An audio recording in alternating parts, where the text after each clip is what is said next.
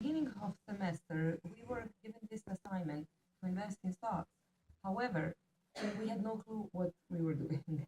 So I decided to invest my portion of money in Visa and T-Mobile. And now, towards the end of semester, after gaining all this knowledge, I see that the analysis that I used to make a decision was actually off. So I think I didn't do good analysis, and it was not based on actual data, but more on some information that was available on the internet, my own personal feeling. I did use some of the ratios. However, I didn't know how to really compare the numbers that I got.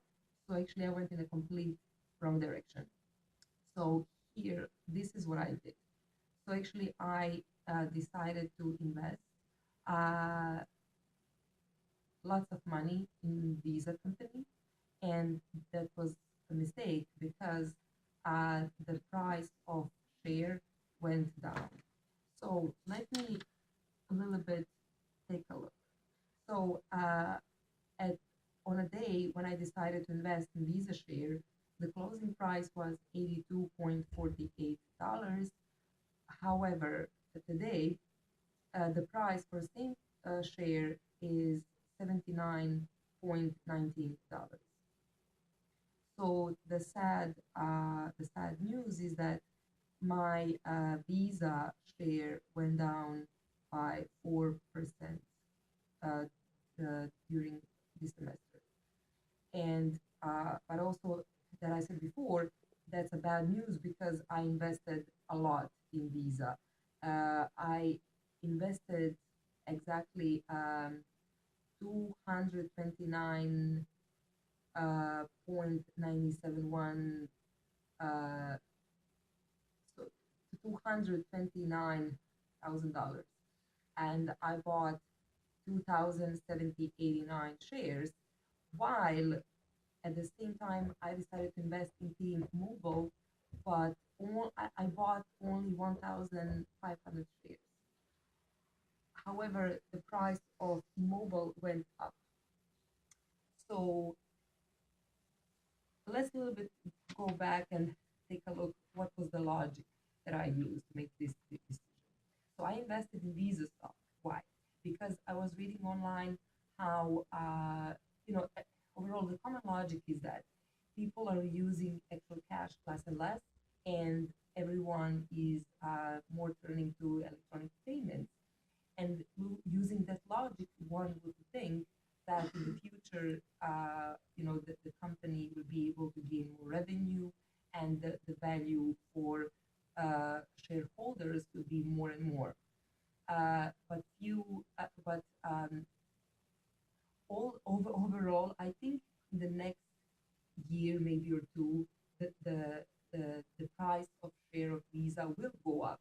However, this this quarter that didn't happen. And also because you see here, I had no clue how I'm supposed to compare PE ratio. So that, when I saw, I'm even like embarrassed to say, when I saw the PE ratio for Visa was 29.42, and the PE ratio for the industry was 19.6, I was actually thinking that's the good news, that's something positive, because if you compare price with earnings, so somehow it sounded right. However, now I know that's not the case because PE ratio is not supposed to be high. PE ratio is supposed to be low. And PE ratio is low, that means that you should go and buy the share. Otherwise, it means that the stock price is, that the company is like overpriced, basically. So why do we use PE ratio? So we use P ratio because it allows us to express the price of share in relative terms, so that we can compare shares to one another, right? So I did well that I took P ratio and compared it to the industry, but I made a complete wrong mistake because let's say here the average PE ratio for, let's say, S&P market is usually between 15 and 25. And in this case, it was 29. So with this knowledge that I have towards the end of semester, if I were to go back, I would compare it to the market and I would see that it is overpriced and I wouldn't buy Visa. So with this knowledge, I wouldn't buy it. So what I did with T-Mobile, so I was thinking that so uh, so I saw that within the next 5 years, T-Mobile was expected to grow earnings at the average annual rate of 19%, and um, and although I was a little bit concerned because for the previous year they had a little bit less cash, so I was on the fence. But overall, I think it's a good company. I decided to invest. I didn't use any real ratios or data or anything, but to be honest, I got lucky. I got lucky because the price of the share went up, but now I regret that I didn't buy more of it. So I will now simply compare and take a look, and I'm gonna share what I learned this semester. So what I learned in this semester, what are the so we learned lots of things, and I could go on for next 2 hours, basically saying what are all the things that we can use to analyze the shares. However, I'm gonna point out a few main ones. So let's say return on equity.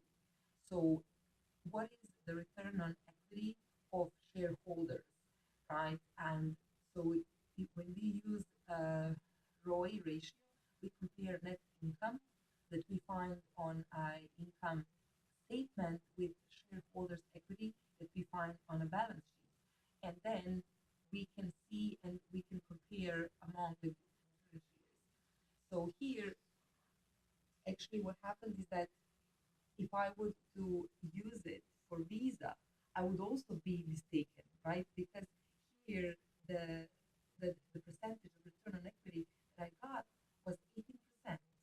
And did shareholders actually get 18% of return on the equity? No, they actually lost by 4%. So in this case, we see that ratios are not perfect and you can't use only one. So I would say alongside using ROI, it's also really good and important to use PE ratio that I did, but now I know that the higher is not always the best. So use PE ratio, uh, which basically compares the price of the share with EPS, earnings per share. So in this case, for T-Mobile USA, I compared a price of share the day with EPS